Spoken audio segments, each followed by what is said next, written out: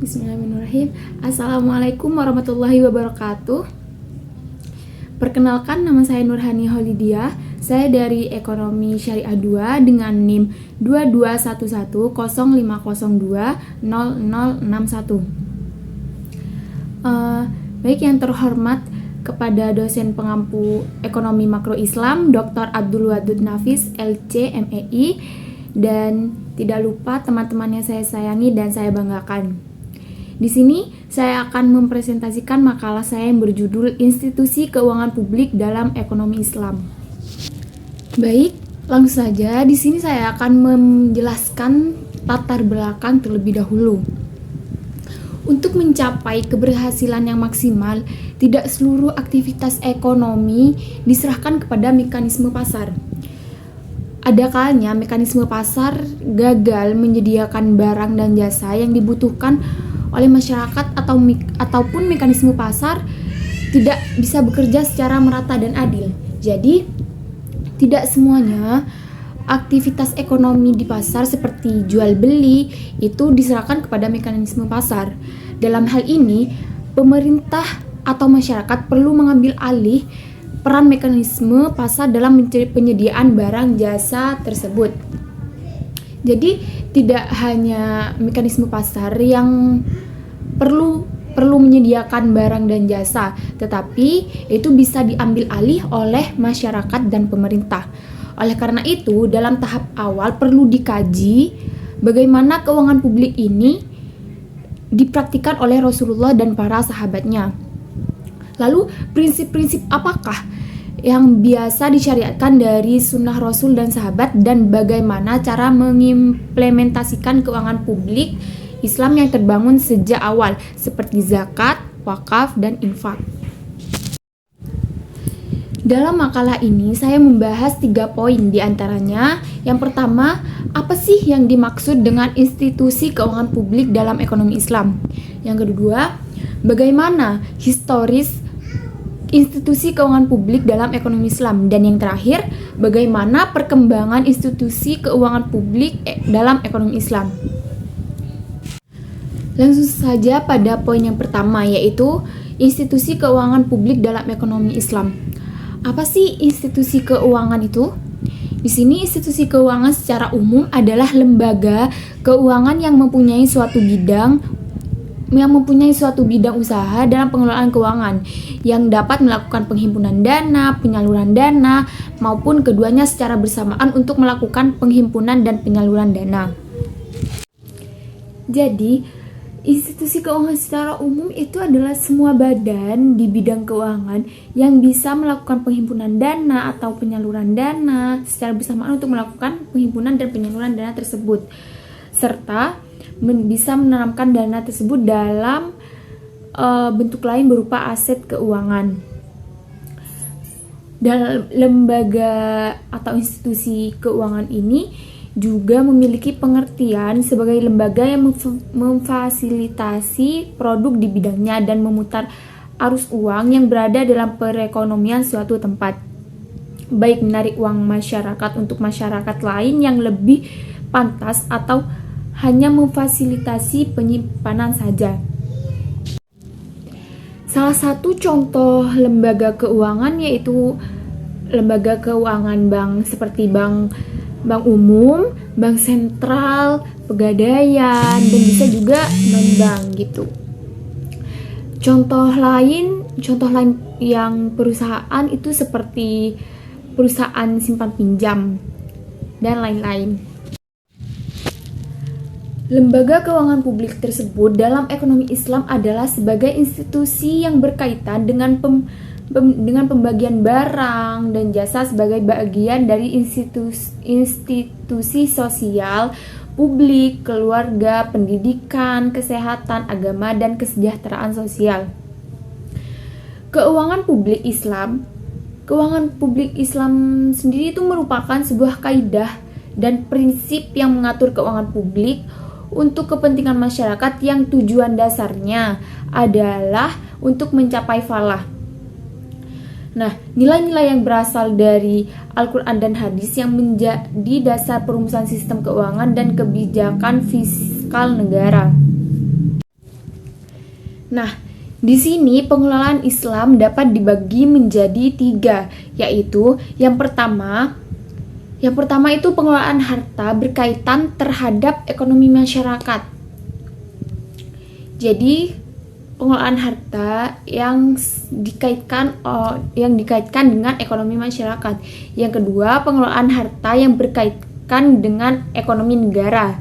Dan yang terakhir yaitu pengelolaan harta yang berkaitan dengan ekonomi keluarga, yakni seperti nafkah, tirkah, dan hibah. Nah, lembaga keuangan di sini memiliki peran dalam mekanisme ekonomi yang sangat penting karena dalam lembaga keuangan publik dalam ekonomi Islam bertujuan menjalankan roda ekonomi masyarakat dan memberikan manfaat sosial dan keadilan kepada masyarakat. Masyarakat menengah ke atas memberikan hartanya kepada masyarakat menengah ke bawah yang diperantarai melalui fasilitas oleh lembaga keuangan publik Islam. Selanjutnya adalah poin kedua, yaitu bagaimana historis institusi keuangan publik dalam ekonomi Islam. Negara Islam pertama di dunia adalah negara yang dibangun oleh Rasulullah SAW, yaitu kota Madinah. Negara Islam ini dibangun berlandaskan semangat keislaman yang tercermin dari Al-Quran dan kepemimpinan Rasulullah SAW. Untuk membangun negara ini bukanlah menggunakan uang, melainkan dengan semangat ketauhidan yang ditanamkan Rasulullah kepada masyarakat Madinah. Yang pertama, di sini saya akan menjelaskan keuangan publik pada masa Rasulullah SAW. Keuangan publik pada masa Rasulullah berawal dari kedudukan beliau sebagai kepala negara.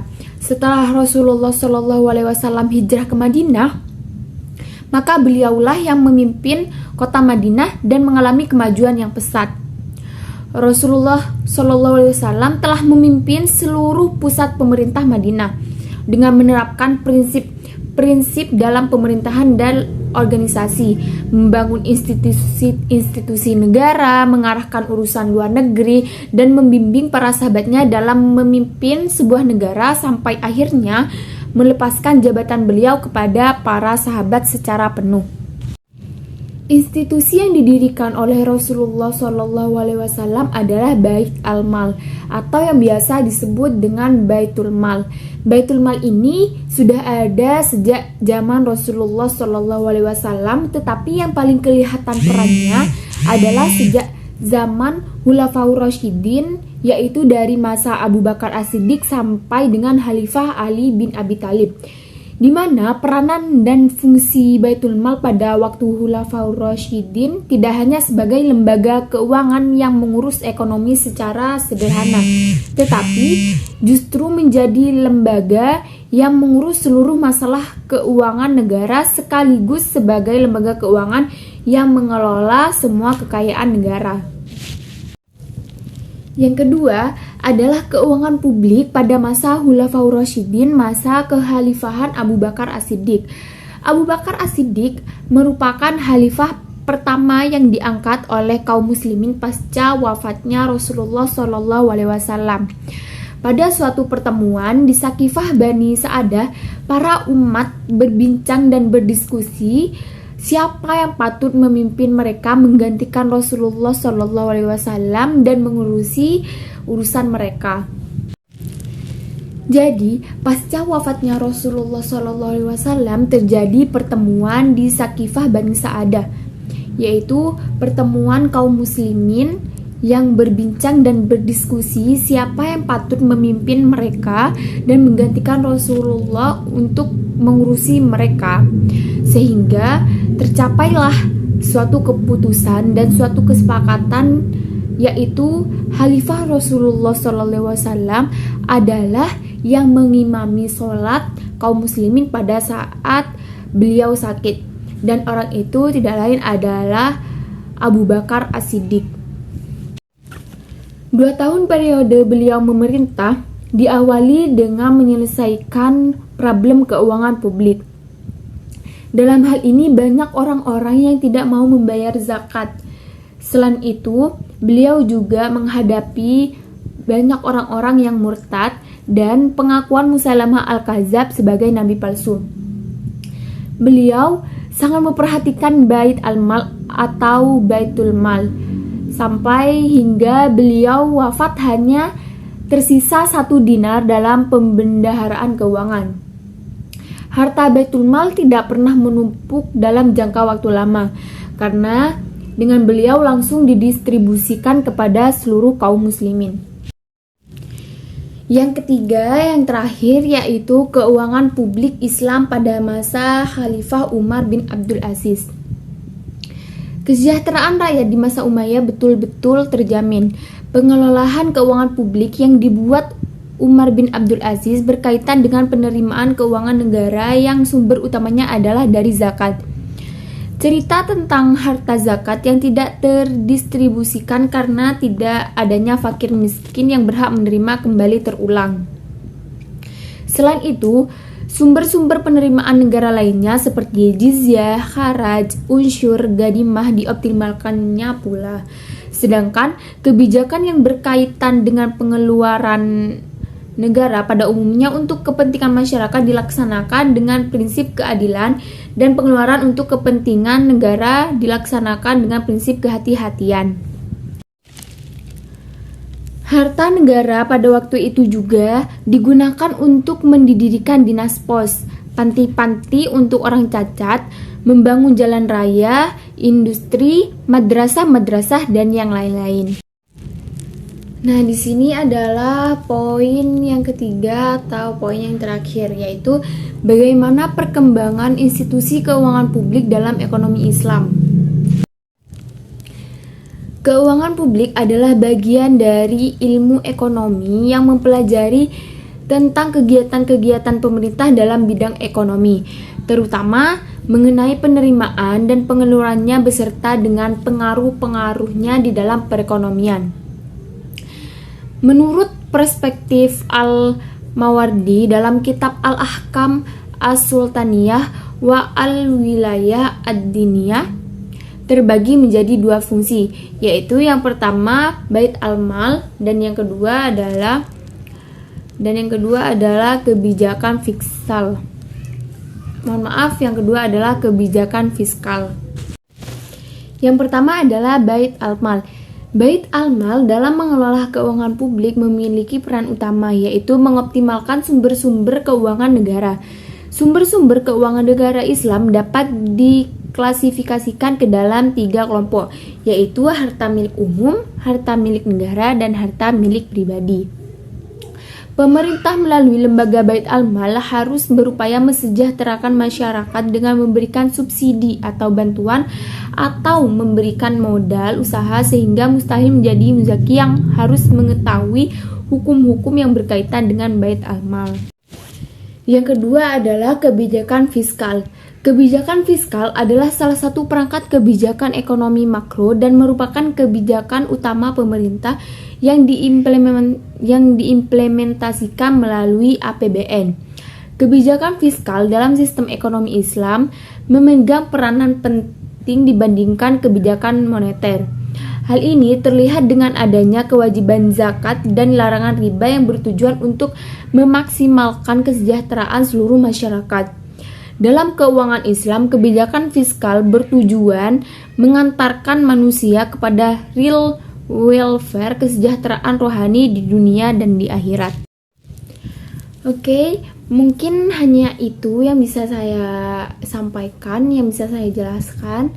Kurang lebihnya saya mohon maaf sebesar-besarnya. Wassalamualaikum warahmatullahi wabarakatuh.